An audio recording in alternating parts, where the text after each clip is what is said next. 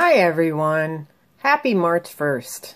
I think maybe spring is here, very early in the Northeast where we are. I'm here today to talk a little bit about a subject that a lot of people in the fountain pen world talk about quite a bit, and that is vintage flex pens. And I have been privileged to have two examples of vintage flex pens that are pretty much awesome, and my friend just sent me one today. So in this video, what we're going to do is we're going to compare the one I already have with the one that my friend sent me in terms of writing quality and things like that. These pens are both Watermans. The one that I have is a Waterman 452.5. That's what this looks like. I think you can see it. It's got a little ring top. It's got 452.5 written on this end, and as you can see, it's a beautiful sterling silver pen. So this is a filigree. It was made, I believe, in the 20s. My pen's name is Lois, and she has a 14 karat gold flex nib. I believe this is like a red ripple rubber. And the pen closed, as you can see in my hand, is very small. Probably only slightly, maybe slightly under 4 inches. The pen open posted is still quite small, but usable. But it's really nice because it's both a pen and really, I feel, a piece of jewelry, because it has this little loop at the top, and it really probably looks wonderful hanging around someone's neck. And you can just picture these ladies in the 20s with their beautiful dresses and their Art Nouveau paintings and wearing these pens. So filling out calling cards for each other, I just think that would be great. So anyway, that's what this pen is about. And the pen that my friend sent me, this is the pen that my friend Karen, known, I believe, in the blogosphere world and in Pinterest as Wisteriax. I'm not sure if she has a YouTube channel. She sent me this beautiful pen, and this is a Waterman also. And the first thing I'm going to do today is like thoroughly explore this pen and figure out exactly what kind of Waterman it is. I have written with it, and it is amazing, and I am going to show you some writing samples. So let's get busy. So this is a Waterman's Ideal 52.5. It is a lever fill. Now, Karen told me it was ugly because it was faded. It's the chased hard rubber. I feel like the fadedness makes it more beautiful. Like I might put some Carnauba wax on it to bring out the shine, but these ripples in the pen are just gorgeous. I don't know if you can see them in this light or not. I'm going to try to get it right up here where you can see it. There. You can kind of see the changes in color on that cap that are just exquisite. I love it. So also on the cap there are there's on this clip, it says Sterling, and then it says Waterman's Ideal. It's riveted in place. It's a beautiful piece of craftsmanship. The cap unscrews, and the nib just says Waterman's Ideal. It has a heart-shaped breather hole. You probably can't see that in this light, but I'm going to write with it now. This thing is amazing. So this is I have to change my angle with the camera here and hope this works. Waterman's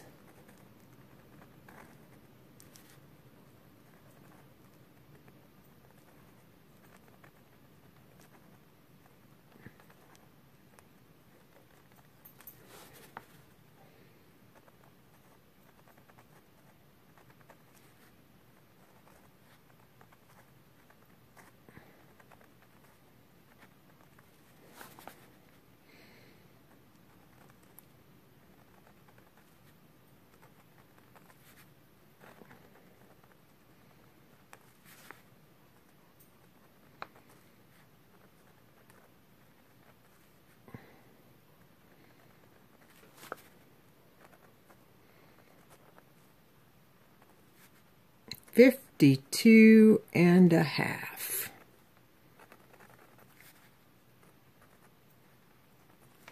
That is just a beautiful pen. It just writes like, I'm sorry about the camera moving around here. I bumped it with my knee. It just writes amazingly. To give you an idea, it's, if I write with it without the flexing, if I just like write normally, this would be the normal line it produces.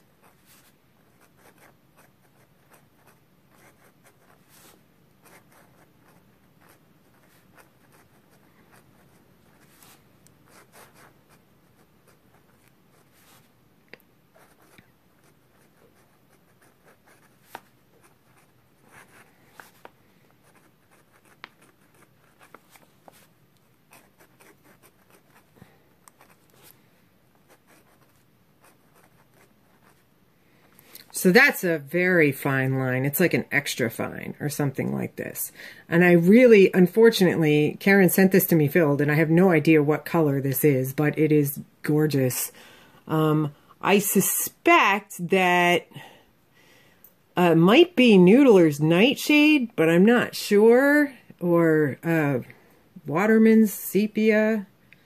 Wait a minute. I don't know. I think... Okay. Oh, Noodler's Whaleman's Sepia. It also looks like that. I couldn't tell you.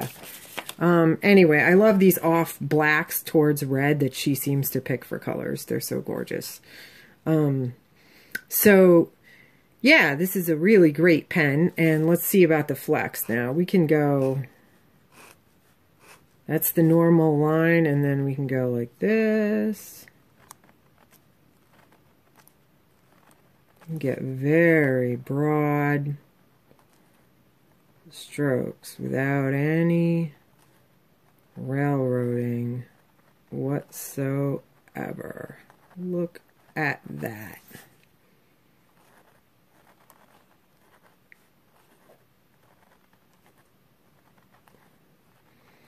Now, if you were to compare this to Modern Flex, you would notice that the pen is very, very easy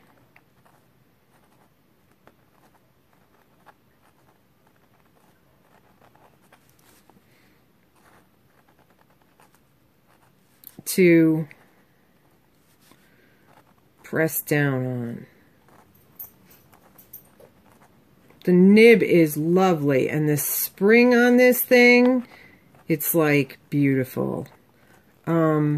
I have a theory about these pens, and my theory is that if they were to make these pens nowadays, they would need a different alloy than what they normally make pens with. I think this gold, the pen gold that they made, although it is usually 14 karat gold, the other metals that they put in it may be different than the composition of 14 karat gold today. It may be made specifically for pens, and they may have stopped making it this way. So I would be very curious as to the formulation of the metal they put into these nibs. I don't know where one would find that information, but if one did, I think one would be well on their way to recreating a vintage flex experience, because I think that's what's lost. I think these wet noodles, it's not the craftsmanship of the nib, which is really amazing. They can still do that level of craftsmanship today. It must be the way that they made the metal alloy. Anyway, I think the craftsmanship does have a lot to do with it too. I think an affordable pen with this level of craftsmanship may not have been something that they could reproduce now. At any rate, so this is the Watermans 52 and a half, and it's like unbelievable. I just love this pen. I love it. I love it. It's so beautiful. Love this pen. Love. Okay, I'm back with the Waterman 452 and a half.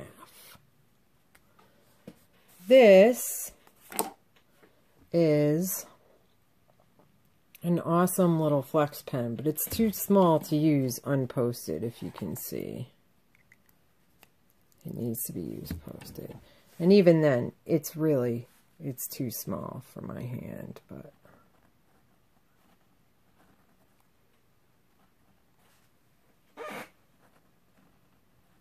Watermans.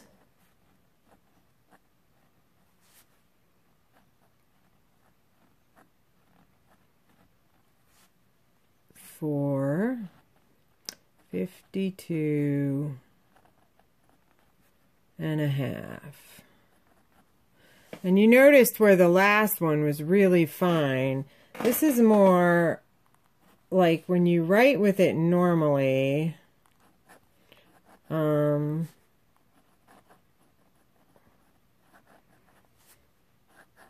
It's more like a medium point, I would say. And you can write with it normally. In fact, it's a nice writer for normal writing as well as for flex writing. I found that the very fine point Waterman 52.5 was a little bit too fine for actual writing, which is fine with me because I would really prefer to use it for flex anyway. So here's the stats on the flexibility of the pen. Okay, so it starts to railroad right around there. It's a pretty flexible nib. It's a little less flexible, maybe, than the last one. I think the feed has a little more difficulty keeping up than the 52.5, although I don't know why I'm having problems with it now, because I don't usually. Maybe it's running out of ink or something.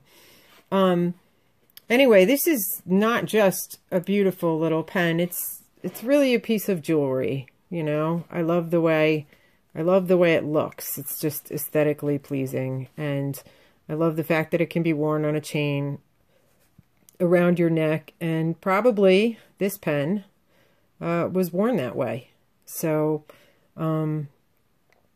I think that's pretty much it for this one. Something that I'd like to just say briefly is that you should make sure that the ink that you're using is not a bulletproof ink or an ink that has a reputation for strange chemical properties for some reason or another, because they can damage the interior of these pens, particularly if they leak out of the sac and cause corrosion in there. I mean, it's not an everyday thing, but it can happen. The other thing, as a final thought about these two flex pens, I would like to know what people think about the idea of an alloy being the reason why they can't make good flex pens anymore. Like, I think the alloy must have been different. The alloy and the metal they made the nibs out of. But I would like your opinions regarding that. And I would love to hear what someone who makes pens thinks about that. So if there's anyone out there in the audience, please let me know what you think. Love to hear about it. Have a nice day. Bye.